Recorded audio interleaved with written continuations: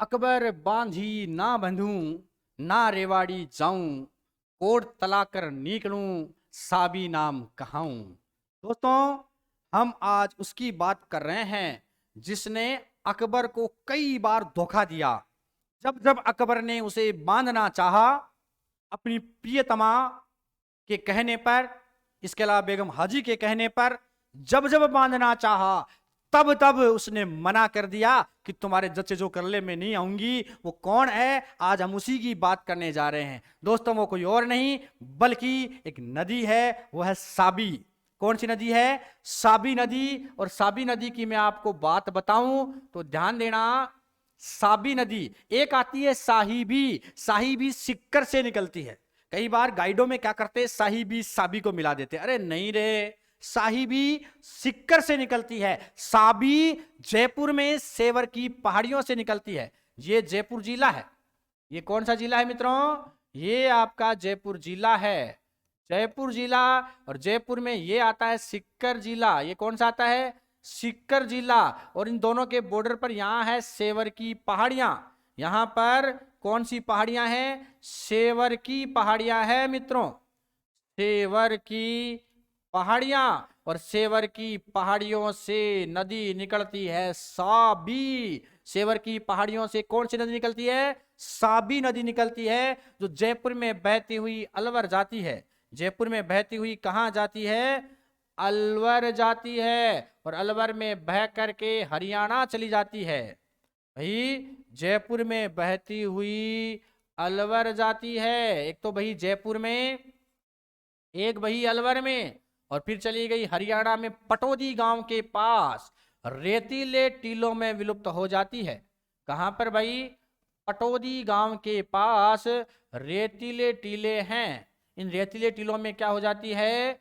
विलुप्त हो जाती है। उसी नदी की हम आज बात करने जा रहे हैं, वो है साबी। हुआ यूं था, एक बार की बात है मित्रों। वैसे राजस्थान में दो तीन नदियां ऐसी है जिनका पानी बहुत मीठा है, जैसे कांतली नदी। कौन सी नदी? कांतली, जो नीमका थाना सिक्कर में गोरिया गांव से निकलती है। उस कांतली नदी का पानी मीठा रहता है। एक साबी नदी, इसका पानी भी बहुत मीठा है जब ये निकलती है तब। वर्तमान में नजफगढ़ नाला इसमें आकर समाहित हो जाता है, इसलिए इसे नजफगढ़ नाले के नाम से भी जानते हैं। अब तो ये गंदी हो गई है, लेकिन जब इसका पानी मीठा था उस समय अकबर दिल्ली का शासक हुआ करता था। आगरा में अकबर अपने महलों में निवास कर रहा था। और बेगम हाजी ने उसे कहा, अकबर को कहा कि हे अकबर, हे स्वामी, हे पतिदेव वगैरह वगैरह जो भी लगते हो तुम, कुल मिलाकर के हे प्रिय, आप मेरे लिए साबी नदी का पानी लेकर आओ। मुझे साबी नदी का पानी चाहिए, क्योंकि उसने सुन रखा था कि राजस्थान से निकलने वाली एक नदी है साबी, जिसका पानी बहुत मीठा होता है। अब अकबर ने कहा कि तू नदी का पानी की बात कर रही है, मैं पूरी नदी को ही तुम्हारे आगरा के महलों में प्रवेश करा देता हूं। उसने क्या किया? नहर खुदवाना शुरू किया। अब भाई साबी को यह बात पता चल गई। उसने क्या खुदवाना शुरू किया? नहर खुदवाना शुरू किया। और नहर खुदवाना शुरू किया तो जब जहां से साबी नदी बहती थी, उसने वहां से एक नहर खुदवाई। आगरा के लिए क्या खुदवाई? एक नहर खुदवाई मित्रों। लेकिन इस बार साबी नदी ने मुख मोड़ लिया। मुख कैसे मोड़ा? मुख कैसे मोड़ा आपकी जानकारी के लिए बताऊं तो साबी नदी इस बार पटौदी नहीं गई, बल्कि अलवर से सीधे ही रेवाड़ी की ओर चली गई। मामला ठंडा हो गया, काम बहुत मुश्किल हो गया। अकबर ने कहा ऐसा कैसे हो सकता है? उसने नहर का रास्ता मोड़ा, अलवर लेके गया। इस बार नदी जो है वहां पर नहीं आई, बल्कि इस बार नदी ने मना कर दिया, इस बार मैं आऊंगी ही नहीं, अलवर ही नहीं आऊंगी, मैं जयपुर से ही नहीं निकलूंगी। इस बार नदी आई नहीं, वर्षा कम हुई, नदी नहीं आई। इसके पीछे कई कारण है, मैं आपको बताऊंगा सभी कारण। इस बार अकबर थक गया। 2-3 साल और बीते। अकबर ने इस बार एक नहर और खुदवाई कि इस बार मैं नहर को सीधे लेके जाऊंगा। और आज भी ये नहरें खुदी हुई है, पानी नहीं जाता है इनमें, अब नाले बन गए हैं। अब क्या बन गए हैं? नाले बन गए हैं। तो इस बार नदी जो है आई आई, लेकिन इस बार जयपुर सीकर बॉर्डर से निकल गई। कुल मिलाकर के इस बार अकबर गुस्सा आया। उसने इन दोनों नहरों को पाट दिया, आधी आधी पाट दिया, बंद कर दिया, नहीं चाहिए, है ना। साबी नाम अकबर ने दिया था इसे। इसे नाम साबी किसने? साबी का मतलब होता है धोखेबाज। साबी का मतलब क्या होता है मित्रों? धोखेबाज। क्या मतलब होता है? धोखेबाज। ये साबी नाम किसने दिया? अकबर ने दिया। किसने दिया भाई? अकबर ने दिया था कि धोखेबाज नदी है, ये नदी धोखा करती है, प्यार में धोखा करती है, मैंने इससे प्रेम किया और इसने मुझे धोखा दिया।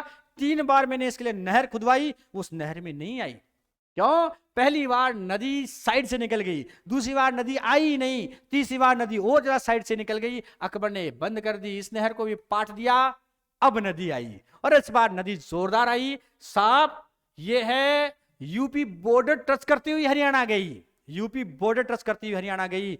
अकबर भी अचंभित हो गया कि जब जब मैंने नहर खुदवाई नदी नहीं आई, और जब मैंने नहर को बंद कर दिया, नहर को पाट दिया गुस्से में आकर, तब नदी आई। इसीलिए कहा जाता है अकबर बांधी ना बंधु ना रेवाड़ी जाऊं, कोट तला कर नीकणूर साबी नाम कहाऊं। कोट तला अलवर से निकलती है, अलवर का शोक बोलते हैं इस नदी को। अलवर में जब ये नदी आती है तूफान लाती है, ये अलवर में तबाही मचाती है, इसलिए इस नदी को क्या बोलते हैं?